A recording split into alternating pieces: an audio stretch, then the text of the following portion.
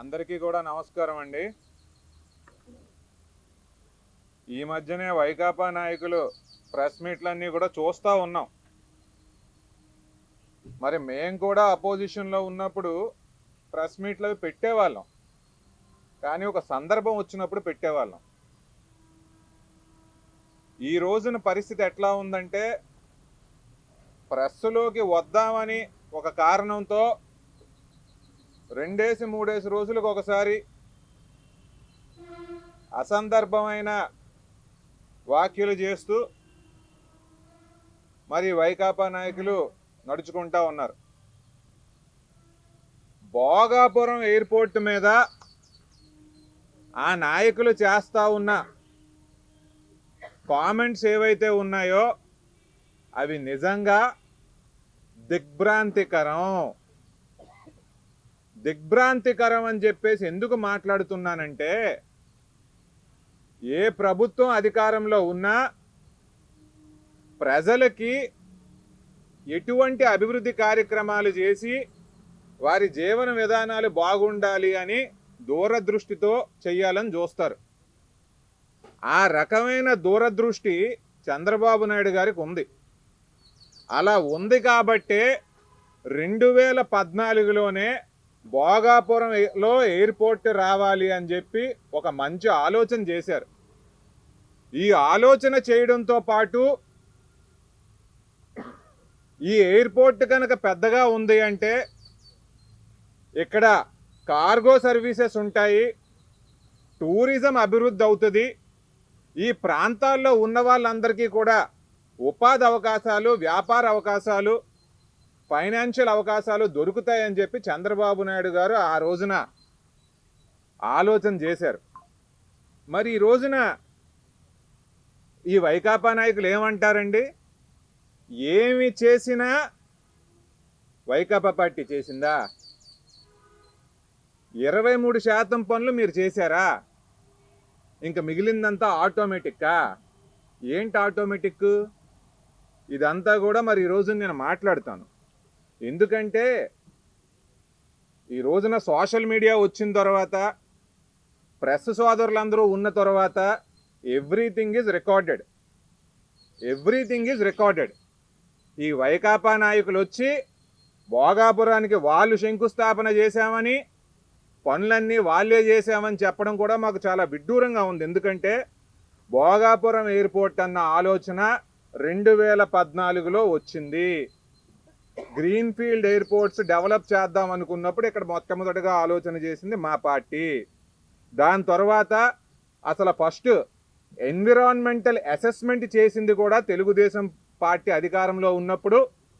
అట్లాగే environmental clearances అన్నీ వచ్చింది కూడా తెలుగుదేశం పార్టీ అధికారంలో ఉన్నప్పుడు. ల్యాండ్ ప్రొక్యూర్మెంట్ అంతా జరిగింది తెలుగుదేశం పార్టీ అధికారంలో ఉన్నప్పుడు.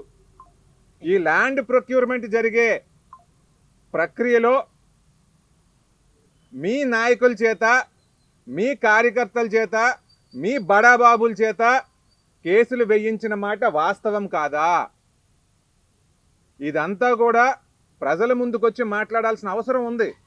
ఎందుకంటే రాజకీయాల్లో మనం ప్రెస్ మీట్లు పెట్టి తెలుగుదేశం పార్టీకి క్రెడిట్ ఎక్కడ వెళ్ళిపోద్దో అని చెప్పేసి నచ్చిందంతా మాట్లాడడం సబబు కాదు. ఆలోచన చేసింది తెలుగుదేశం పార్టీ. ల్యాండ్ ప్రొక్యూర్మెంట్ అంతా జరిగింది తెలుగుదేశం పార్టీ హయాంలో. మీకే కనుక శ్రద్ధ ఉన్నట్లయితే మీ 5 సంవత్సరాల్లో అది పూర్తి అయిపోయి ఉండేది. కానీ మీకు ఎక్కడా కూడా శ్రద్ధ లేదు. ఈరోజు నేను ఇంకొక విషయం కూడా మీకు చెప్పాల్సిన అవసరం ఉంది. అంతా కూడా మీరే చేశామని చెప్పి చెప్తా ఉన్నారు కదా. అక్టోబర్ 5, 2015లో ఇదే జగన్మోహన్ రెడ్డి గారు భోగాపురం వచ్చి ఏమేం మాట్లాడారు? అసలు భోగాపురంలో ఎయిర్పోర్ట్ ఎందుకు అన్నారు? అవునా కాదా? 20 నాటికల్ మైల్స్ మాత్రమే ఉంది విశాఖపట్నం ఎయిర్పోర్ట్ నుంచి. ఎయిర్పోర్ట్ అథారిటీస్ ఆఫ్ ఇండియా ప్రకారం 150 నాటికల్ మైల్స్ ఉంటే తప్ప ఎయిర్పోర్ట్ రాకూడదన్నారు. చెన్నై ఎయిర్పోర్ట్ 980 ఎకరాల్లో మాత్రమే ఉందన్నారు. బొంబాయి ఎయిర్పోర్టు 1500 ఎకరాలకు మించి లేదన్నారు. కోయంబత్తూర్ ఎయిర్పోర్ట్ 1000 కన్నా తక్కువ అన్నారు. విశాఖపట్నం ఎయిర్పోర్ట్ నేవీ వాళ్ళ దగ్గర ఉంది, అది 1000 ఎకరాల్లో ఉంది అన్నారు. ఆ నేవీ వాళ్ళ దగ్గర లాక్కోవచ్చు కదా అన్నారు. ఇవన్నీ మీరు మాట్లాడి తెలుగుదేశం పార్టీకి అడ్డుకట్ట వేద్దామని ఆ రోజు చూసి ఈ రోజున మీరు ఈ రకమైన మాటలు మాట్లాడడం సబబు కాదు. మీ మాటల ప్రకారమే 23% మాత్రమే మీరు పూర్తి చేశామని చెప్పారు. మిగిలిన 75% మేము పూర్తి చేస్తాం. ఇప్పుడు దీని ద్వారా ఉత్తరాంధ్ర ప్రజలకి మేలు చేకూరుస్తాం అని చెప్పి ఈ సందర్భంగా మీ అందరికీ కూడా చెప్తా ఉన్నాము. ఇది ఏదైతే ఉందో మీరు భోగాపురం ఎయిర్పోర్ట్ మీద రిపీటెడ్గా మాట్లాడడం మాత్రం మీ స్థాయిని మీరు తగ్గించుకున్నట్లుగానే మాకైతే అనిపిస్తుంది. చాలా క్లియర్గా క్రెడిట్ అంతా తెలుగుదేశం పార్టీకి వచ్చేస్తుంది కాబట్టి ఈ ప్రెస్ మీట్లు పెడుతున్నట్టుగా తేట తెల్లంగా ఉంది. మా కోసం కాదు కానీ మీ మంచి కోసం, మీ విలువ తగ్గించుకోకుండా ఉండడం కోసం ఇటువంటి స్టేట్మెంట్స్ ఆపుకోవాల్సిందిగా తెలియజేస్తూ ఉన్నాము.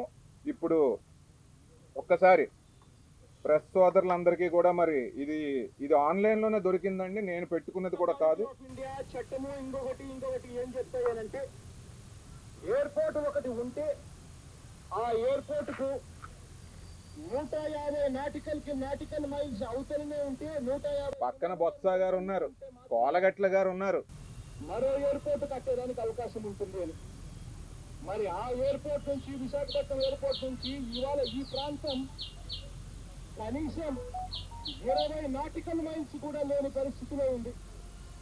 మరి 20 నాటికల్ మైల్స్ కూడా లేకపోతే అంటే 20 అంటే ఒక నాటికల్ మైలు 1.852 కిలోమీటర్లు అనమాట. అంటే 20 నాటికల్ మైల్స్ అంటే దాదాపుగా 45 కిలోమీటర్లు కూడా ఉంటుంది. అటువంటిది పక్కన ఎయిర్పోర్ట్ ఉంటే ఆ ఎయిర్పోర్ట్ వద్దట ఇక్కడ నుంచి భూములు తీసుకొని పోవాలట. ఆ ఎయిర్పోర్ట్ విశాఖపట్నం ఎయిర్పోర్ట్ 980 ఎకరాలు. 980 ఎకరాలు ఉన్న విశాఖపట్నం ఎయిర్పోర్టుకు పక్కనే దాదాపుగా 1000 ఎకరాల భూమి నేవీ వాళ్ళది, గవర్నమెంట్ వాళ్ళ సొంత భూమి, పోర్ట్ ట్రస్ట్ భూమి, అన్ని గవర్నమెంట్కి సంబంధించిన భూములే. దాదాపుగా 1000 ఎకరాలు ఉంది. ఈ ఉన్న విశాఖపట్నం ఎయిర్పోర్ట్ 980 ఎకరాలు. ఆశ్చర్యం ఎక్కడ అనిపిస్తుంది అని అంటే మనకన్నా పెద్ద రాష్ట్రం చెన్నై, తమిళనాడు. చెన్నైలో ఉన్న ఎయిర్పోర్ట్ కేవలం 1280 ఎకరాలలో ఎయిర్పోర్ట్ నడుస్తూ ఉంది. ఇంకా కాస్త కిందికి పోతే కేరళ వస్తుంది. కొచ్చిన్ ఎయిర్పోర్ట్ కేరళ క్యాపిటల్, కేరళకు రాజధాని కొచ్చిన్లో ఎయిర్పోర్ట్ ఉంది. 800 ఎకరాలలో ఆ ఎయిర్పోర్ట్ నడుస్తూ ఉంది. బాంబే, దేశానికే పెద్దగా చెప్పుకుంటాం బాంబే ఫైనాన్షియల్ క్యాపిటల్ అని చెప్పి. ఆ బాంబేలో ఎయిర్పోర్ట్ కూడా 2000 ఎకరాల లోపే బాంబే ఎయిర్పోర్ట్ కూడా ఉంది. మరి కేరళ ఎయిర్పోర్ట్ 800 ఎకరాల లోపే, చెన్నై ఎయిర్పోర్ట్ 1280 ఎకరాల లోపే. చివరకు మన ప్రధానమంత్రి నరేంద్ర మోడీ ఎక్కడి నుంచి వచ్చాడని అందరికీ తెలిసే కదా, గుజరాత్ నుంచి. ఆ గుజరాత్ లో అహ్మదాబాద్ లో ఉన్న ఎయిర్పోర్ట్ ఎన్ని ఎకరాల్లో ఉందో చంద్రబాబు నాయుడు గారికి తెలుసా అని అడుగుతా ఉన్నా. 960 ఎకరాలలో గుజరాత్ లో ఎయిర్పోర్ట్ ఉంది. అహ్మదాబాద్ లో పక్కన విశాఖపట్నం ఉంది.